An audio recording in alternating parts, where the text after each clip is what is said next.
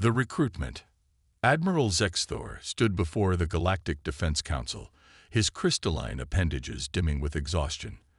The holographic displays behind him showed the devastating losses their forces had suffered in the last engagement against the Nexus Empire.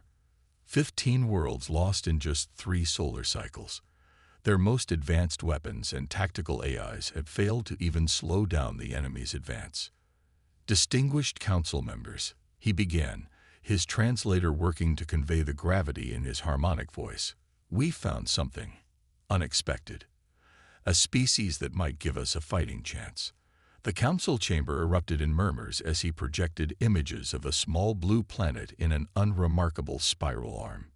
Humans, he continued, are classified as a pre-FTL civilization, but our observation posts have recorded something remarkable. They possess qualities we've never seen combined in any other species. The footage showed humans in various situations, soldiers working together to carry wounded comrades through impossible terrain, scientists working sleeplessly for days to solve problems, athletes pushing beyond normal physical limits. They call it determination. But it's more than that. They simply don't understand the concept of impossible. Council leader Valera leaned forward, her bioluminescent patterns showing skepticism.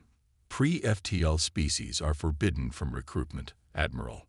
The regulations will be meaningless if the Nexus Empire reaches their world. Zexthor interrupted. But there's more. He played another sequence of recordings. Humans training in various combat styles, competing in extreme sports, and surviving in harsh environments. They do this for recreation. Their entertainment involves simulating combat and survival scenarios. They prepare for war in peacetime, not out of fear or necessity, but because they enjoy the challenge. The council watched in silence as the footage showed humans adapting to use whatever tools were available, creating solutions to problems that the Galactic Defense Force's tactical computers had deemed unsolvable. Most remarkably, Zexthor concluded, they possess a unique ability to form bonds across their entire species when faced with external threats. Their historical records show that even bitter enemies will unite against a common foe. The Nexus Empire's primary strategy of division and conquest would be useless against them. Valera's patterns shifted to show consideration. You realize what you're asking. Not only would we be breaking our most sacred laws about technological advancement, but we'd be bringing a completely unknown factor into a galactic war. Zexthor's crystalline form pulsed with conviction. Distinguished Council, we're losing this war. Our perfectly optimized strategies and superior technology are failing against the Nexus Empire's overwhelming force. We don't need more of the same. We need something different, something unpredictable. He projected one final image, a human child solving a complex puzzle by turning it upside down, finding a solution that no eye had considered. Humans don't think like us. They don't fight like us. And most importantly, they don't give up like us. They're exactly what we need. The council chambers fell silent as the implications sank in. Finally, Valera spoke. How do you propose we approach them? Our protocols for first contact have already been rendered moot, Zexthor replied. Our long-range sensors have detected a Nexus Empire scout ship heading toward their system. We don't have time for protocols. We need to decide now. Do we watch another civilization fall, or do we take a chance on something completely unprecedented? The council members exchanged glances, their various forms of communication creating a symphony of uncertainty. Then, one by one, they began to signal their agreement. Valera's patterns shifted to resolution. Very well, Admiral. You have your authorization. But remember, if humans are truly as remarkable as you claim, they may not simply follow our orders. They may change everything about how we wage this war. Zexthor's crystalline form brightened. Distinguished Council, I'm counting on it. First Contact Protocol. Captain Sarah Chen stared at the massive alien vessel hovering over the United Nations headquarters, her mind racing with possibilities. As the head of Earth's newly formed extraterrestrial response unit, she'd run countless scenarios for first contact. None of them had involved the aliens asking for humanity's help. "Let me get this straight," she said, addressing the holographic form of Admiral Zexthor. "You're fighting a war against an empire that's conquered hundreds of worlds. You have technology that makes our most advanced systems look like stone tools, and you want our help." The crystalline being's form pulsed with what her translator indicated was affirmation. "Precisely because of those facts, Captain Chen, our technological superiority has become our greatest weakness. We've become predictable." The assembled world leaders murmured among themselves. The Chinese president leaned forward. "And what makes you think we would be any different?" Zexthor projected a series of images. Humans throughout history using improvised weapons, creating solutions from limited resources, surviving against overwhelming odds. Your species possesses something we've lost: the ability to think beyond established parameters. You see possibilities where our tactical computers see only failure. "Show them," Chen commanded suddenly. The room fell silent. "Show them what you're really fighting against. No diplomatic filters, no sanitized footage. Show us the truth." The Admiral's form flickered briefly before he responded. "Are you certain? The images are disturbing." "We've seen war before," Chen replied firmly. "If you want our help, we need to know exactly what we're facing." The holographic display shifted, showing scenes of devastation that made even hardened military officers flinch. The Nexus Empire's forces moved with mechanical precision, their weapons reducing entire cities to ash. But it was their efficiency that truly horrified. No waste, no emotion, just pure calculated destruction. "They've optimized warfare to its mathematical extreme," Zexthor explained. "Every strategy, every counter-strategy, calculated to perfection. Our most advanced AI can't find a solution because they've already computed every possible response." "Every possible logical response," Chen corrected, a glint in her eye. "But humans aren't always logical, are we?" She stood up, addressing both the world leaders and the alien admiral. "You've shown us footage of our soldiers, our athletes, our survivors. But you've missed something crucial about humanity." She pulled up images on her tablet: jazz musicians improvising, children inventing games, scientists making breakthrough discoveries through intuitive leaps. "Our strength isn't just in our determination or our ability to fight. It's in our chaos, our creativity, our willingness to try things that shouldn't work." She smiled. "We don't just think outside the box. We forget the box exists." The Russian president chuckled. "Captain Chen is right. Your enemy has calculated every rational response. But humans," he grinned, "we specialize in the irrational." Zexthor's form brightened with what seemed like hope. "Then you'll help us." Chen looked around the room, seeing the same expression on every face, that uniquely human mixture of fear, excitement, and determination. "Yes, but not as soldiers in your army. We'll help you our way." "And what way is that?" the Admiral asked. Chen's smile turned fierce. "First, we're going to throw out your combat doctrines. Then we're going to show you how humans fight when the odds are impossible." She paused. "But I have to warn you, you might not like our methods." "Captain," Zexthor replied, his translator struggling to convey his tone. "At this point, we're counting on that." The next few weeks proved the Admiral both right and wrong about humanity. Right that they would change everything. Wrong about having any idea just how much. As the first human advisors arrived at the Galactic Defense Force headquarters, they'd brought with them concepts that the aliens' tactical computers couldn't even process. Guerrilla warfare, psychological operations, the art of deception. Even their training methods defied all established protocols. The breaking point. The Nexus Empire's attack came sooner than anyone expected. Their massive fleet emerged from hyperspace near one of the Galactic Defense Force's major supply bases, their formations perfect, their timing precise. By all traditional military calculations, it should have been a devastating blow. should have been. Instead, they found themselves facing a defense that defied every strategic algorithm they'd ever developed. The human advisors had completely reorganized the base's defenses, but not in any way that made sense to conventional military doctrine. Commander James Rodriguez watched from the command center as his seemingly chaotic plan unfolded. Around him, the alien officers struggled to understand what they were seeing. "This is madness," Sub-Commander Vextril chittered, his crystalline form clouded with anxiety. "Our ships are completely out of formation. The defense grid is operating at random intervals. Nothing is optimized." Rodriguez grinned. "Exactly. You can't optimize chaos." The Nexus Empire's fleet, programmed to counter any known military strategy, found itself facing something unprecedented. Supply ships used as decoys, defensive positions that seemed to change at random, combat patterns that followed no discernible logic. But how?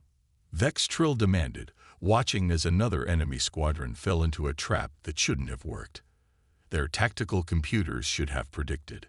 "That's just it," Rodriguez interrupted. "They're trying to predict what makes sense. Humans excel at doing what doesn't make sense." He pointed to a display showing a small group of GDF ships performing what looked like an ancient Earth naval maneuver. "That's based on a trick used by PT boats in World War I. Those ships there, they're using tactics from Apache warfare. And that confusion in their center formation, that's inspired by a basketball play." The alien officers stared at him in bewilderment. "Basketball? A game," Rodriguez explained. "But that's humanity's secret weapon. We learn from everything. War, sports, games, nature.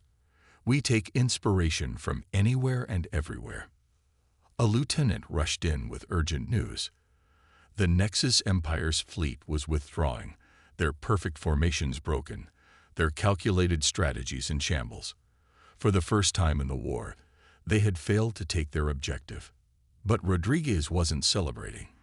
He'd seen something in the enemy's response that worried him. "They're adapting," he said quietly. "Their AI is learning. Next time, they'll be ready for these tactics." Vextril's form pulsed with concern. "Then we've only bought time." Rodriguez smiled, but there was steel in his expression. "No, we've done something much more important. We've shown them that they can be beaten. And now," he pulled up a communication link to Earth, "now we show them what humans do best: improvise, adapt, and overcome." The next few days saw an unprecedented collaboration. Human military strategists worked alongside alien tacticians, combining Earth's unconventional warfare expertise with the GDF's advanced technology. But more than that, they brought in experts from unexpected fields: game theorists, stage magicians, even professional sports coaches. The key, Rodriguez explained to a bewildered alien council, isn't to try to outcalculate their AI. It's to make them face so many different types of problems that they can't optimize for any of them. The human approach was spreading through the GDF like wildfire. Ships were being modified in ways their designers never intended. Training programs were being rewritten to incorporate human concepts of initiative and improvisation. Even the most traditional alien officers were beginning to understand that in this war, conventional wisdom was their greatest enemy. But the Nexus Empire wasn't idle. Their next attack would come soon, and it would come with the full weight of their analyzed data and adapted strategies. The question wasn't if they would strike, but where, and whether humanity's chaos could triumph over their calculated perfection one more time. Unconventional warfare. Dr. Maya Patel stood in the GDF's primary research facility, surrounded by holographic displays showing the Nexus Empire's latest attack patterns. The enemy had adapted faster than anyone expected, their AI systems now incorporating randomness and chaos into their own strategies. But that's exactly what she'd been counting on. "They're trying to beat us at our own game," she explained to Admiral Zexthor and the assembled command staff. "But they're still approaching chaos systematically. And that's their weakness." The displays shifted to show her latest project, The alien officers stared in confusion at what appeared to be simplified versions of their advanced technology. "You want us to downgrade our weapons?" one asked incredulously. "Not downgrade," Maya corrected. "Diversify. Look at Earth's history. Every time a superior force encountered an inferior one, they assumed their advanced technology guaranteed victory. And sometimes that assumption became their downfall." She pulled up historical examples. Afghan fighters against modern armies, revolutionary forces against empires, strikers against military jets. The more advanced you are, the more you rely on that advancement. The Nexus Empire's entire strategy is built on having the most optimized, most advanced systems in the galaxy. Rodriguez, now promoted to strategic commander, stepped forward. "So we give them too many different types of threats to optimize against. Their AI can adapt to our chaos because it's still dealing with advanced technology it understands. But what happens when it has to deal with everything from antimatter weapons to crossbows?" The alien officers erupted in protest, but Maya held up her hand. "We've modified ancient human weapons designs with your technology. Imagine arrows that can pierce shield frequencies because they're too slow to trigger automated defenses. Catapults launching payloads that your sensors read as debris until it's too late. Sometimes the most advanced solution is to take a step backward." Admiral Zexthor's crystalline form pulsed with what had become recognizable as excitement. In the months since first contact, he'd learned to trust human intuition. "Show me."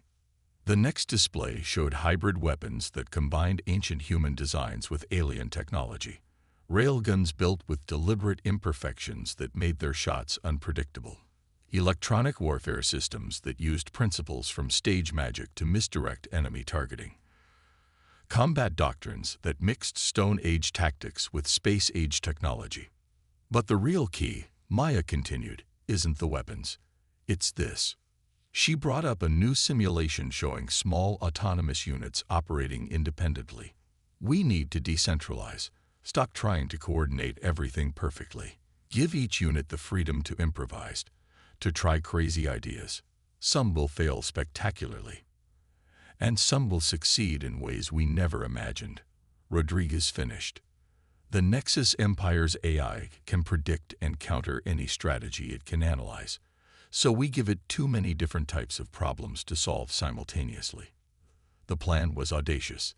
Instead of meeting the enemy's adaptation with better technology, they would respond with controlled regression. Every unit would have access to both ultra-advanced and deliberately primitive weapons. Tactics would range from sophisticated fleet maneuvers to the equivalent of throwing rocks.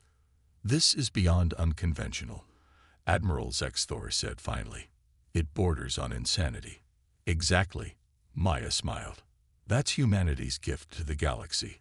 The ability to embrace insanity when sanity fails. The Nexus Empire wants to fight a war of technological optimization. Let's show them what happens when you can't optimize chaos." But as the new strategy was implemented, Maya kept one final project secret, something so counterintuitive that she'd only shared it with a small team of human scientists. Because sometimes the best way to beat an advanced AI wasn't to confuse it, it was to give it exactly what it wanted, in a way it never expected. The Nexus Empire was about to learn that humanity's greatest weapon wasn't their ability to create chaos. It was their ability to find patterns in that chaos that no one else could see. Victory through innovation. The massive Nexus Empire fleet hung in space like a metallic storm cloud, their ships arranged in formations that somehow managed to be both perfectly ordered and chaotically unpredictable. They had learned, adapted, and evolved. But so had humanity. Dr. Maya Patel stood in the command center of the GDF flagship, watching as her final project was deployed. Around her, hybrid teams of humans and aliens worked in a synchronization that would have seemed impossible months ago. "They're taking the bait," Rodriguez announced, watching as the enemy fleet responded to their apparent vulnerability. The GDF forces had scattered across the sector in seemingly random patterns, using every trick they'd developed, from advanced stealth technology to simple mechanical decoys. Of course they are, Maya replied calmly. Because their AI has finally figured out how to predict our chaos. They think they've solved the human factor. Admiral Zexthor's crystalline form pulsed with concern. Have they? Maya smiled. No, they've just fallen into the ultimate human trap, thinking they understand something simply because they can predict it. The enemy fleet moved exactly as Maya had anticipated, their AI systems having evolved to incorporate human unpredictability into their calculations. They had learned to expect the unexpected, to counter the irrational, to optimize for chaos itself. And that was their final mistake. Now, Maya commanded. Across the sector, GDF ships activated Maya's secret project, but they didn't fire weapons or raise shields. Instead, they began broadcasting. Simple, primitive radio waves carrying what appeared to be random noise. The Nexus Empire's fleet faltered. Their perfect formations wavered as their AI systems tried to analyze the transmissions. What they're receiving, Maya explained to the bewildered command staff, is human music. Jazz, specifically. Improvised jazz from some of Earth's greatest musicians.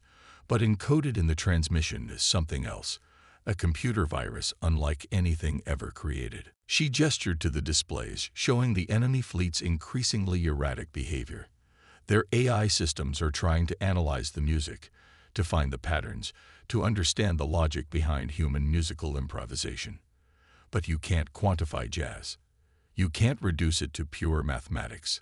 The harder they try to optimize it, to predict it, the more processing power they devote to an impossible task. Rodriguez finished, understanding dawning on his face. The enemy fleet's movements became increasingly chaotic as their AI systems devoted more and more resources to trying to solve an unsolvable problem. They had evolved to handle human military chaos, but this was different. This was art. The virus itself is based on jazz principles, Maya continued. It doesn't try to destroy their systems. It just keeps presenting them with new variations, new improvisations, endless possibilities that can't be predicted because they're being created in real time. Their entire advantage was based on calculation and prediction. And you gave them something that cannot be calculated or predicted. Admiral Zexthor said in awe, because it isn't just chaos, it's human creativity itself. The Nexus Empire's fleet began to break apart, their ships moving in random directions as their AI systems crashed under the weight of trying to understand the fundamentally human concept of artistic improvisation. Send the message, Rodriguez ordered. Across all frequencies in every language the Nexus Empire used, the same transmission went out. You can't optimize the human spirit. Surrender or face the blues. The response came within minutes. The Nexus Empire, for the first time in its history, surrendered. Not to superior technology or military might, but to the recognition that they had encountered something their perfect calculations could never defeat, human artistry. In the years that followed, the galaxy would change in ways no one could have predicted. The integration of human creativity with alien technology led to a renaissance of innovation and exploration. The Nexus Empire was reformed, their AI systems reprogrammed to appreciate rather than analyze, to create rather than calculate. And in the great halls of the Galactic Defense Force, alongside the most advanced technological achievements of 100 species, there hung a simple musical instrument, an old Earth saxophone. A reminder that sometimes the most powerful force in the universe isn't the most advanced technology or the most perfect strategy. Sometimes it's simply the human ability to create something new.